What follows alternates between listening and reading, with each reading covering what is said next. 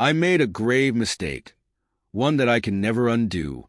I betrayed my loving husband, the man I had once vowed to spend my life with, by cheating on him. And now, as karma has a way of doing, it's coming back to haunt me in the most painful way. My best friend, the one person who had stood by me through thick and thin, has married the man I once loved, the man I left behind. The year was 2019 when my world started to crumble. My ex-husband and I, after 6 years of marriage, decided to divorce. There was no drama, no shouting or accusations, just a quiet decision that felt like a relief in some ways. He moved 2 hours away, and I thought the distance would make it easier for both of us to heal. But I was wrong. A few months into the pandemic, everything changed. He found out about my affair with a local shop waiter, someone I had gotten close to while we were still together. I tried to justify my actions, telling him I had fallen out of love, that it was better for us to go our separate ways. I honestly believed it was for the best, but I could never have predicted the toll it would take on me. The pain of seeing him leave, knowing I had caused it, never left me. Despite the amicable nature of our split, I had hoped that, in time, we would still be able to maintain some form of connection. After the divorce, I made the mistake of reaching out to him, trying to keep some semblance of normalcy. I sent him gifts on holidays, wished him a happy birthday, and even sent a graduation gift when he completed his PhD. Yet, to my astonishment, I received nothing in return, not a thank you, not even a simple text. My heart sank. I told myself that maybe he was just moving on, or that he needed space. But deep down, I knew something was wrong.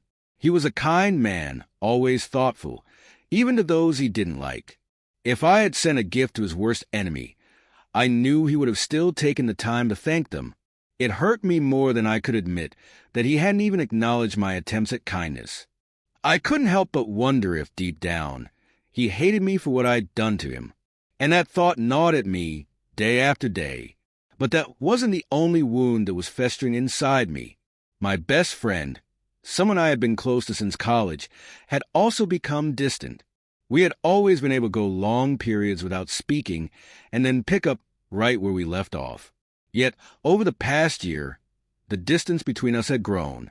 She had always been busy. Being a lawyer and teaching at a university didn't leave much room for socializing. I, too, was juggling a hectic career, along with being a pregnant wife to a husband I had barely noticed and a mother to 3 stepchildren.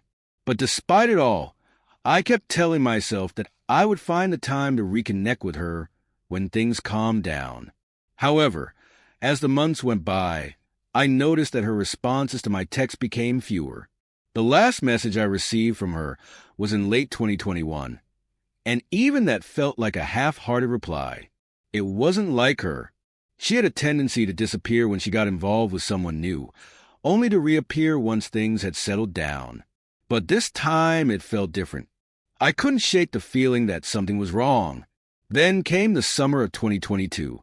My husband and I decided to visit the city where she and my ex-husband lived for a week. I tried calling her, wanting to meet up and catch up on everything, but she never answered. I assumed she was busy, maybe wrapped up in work or with a new boyfriend. So, I didn't think much of it. I spent time with other friends, trying to fill the void, but there was an unease growing inside me that I couldn't ignore. In October, I found myself back in the city for a Halloween party. I hoped this time I would finally see her. And sure enough, there she was, standing among the crowd. But when I approached her, everything felt off. She looked surprised when she saw me, and her hug was weak, almost like she was trying to avoid me. It didn't feel like the reunion I had imagined. I asked her why she hadn't responded to my calls, and she hesitated before answering. Yeah, I was on my honeymoon that week. Sorry I didn't get back to you. My heart dropped. Honeymoon?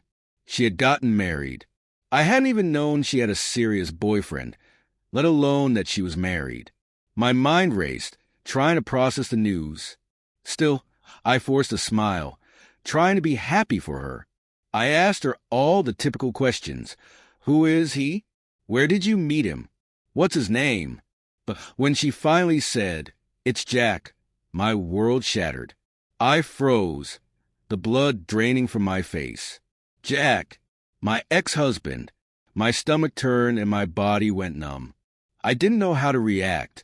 The shock hit me like a freight train. It felt like the ground had disappeared beneath me. How could this happen? How could my best friend marry the man I had once loved? The man I had betrayed? I barely managed to choke out a whisper. What the F? She tried to explain, but the words didn't matter anymore. It didn't matter that they hadn't started dating until 2 years after our divorce. The fact remained, my best friend, the one person I trusted above all others, had gone behind my back and married my ex-husband. The betrayal cut deeper than anything I had ever felt. I had broken his heart, but this was too much. The rest of the weekend was a blur. I drank to numb the pain, but it didn't help. I couldn't escape the gnawing feeling of betrayal that lingered in my chest. My mind kept replaying the images of her wedding, of her and Jack, and I couldn't stop the tears from flowing. I felt completely alone, abandoned by the two people who had once meant the world to me. When I returned home, I couldn't shake the feeling of emptiness. I became distant from my husband and the kids, unable to focus on anything. The fight between us was inevitable. After a couple of weeks of tension, he finally confronted me. He accused me of being distant and, in a fit of rage, accused me of cheating again. That's when I couldn't hold it in any longer. I told him everything, the affair, the betrayal, the marriage. His reaction was cold. He scoffed and told me he had known about it for a while. Thanks to social media. I felt the rage rise in me, a burning fury I hadn't felt in a long time. How could he have known and never told me? Why hadn't he warned me? Why had he let me suffer in silence? The fight dragged on for hours. We screamed at each other, each accusation fueling the fire. I felt betrayed again, by him, by my best friend, and by myself. I had no one to turn to. When it was all over, I stormed out of the house, seeking refuge with my parents for a few days. But when I came back, things didn't improve. The tension between us was unbearable. He accused me of still being in love with my ex-husband, of not caring about our marriage. I couldn't understand why he didn't get it. Why didn't he see that I was grieving the loss of something I couldn't have back? I lashed out, calling him stupid, telling him he couldn't understand because he didn't have friends. Everything was falling apart, and I didn't know how to fix it.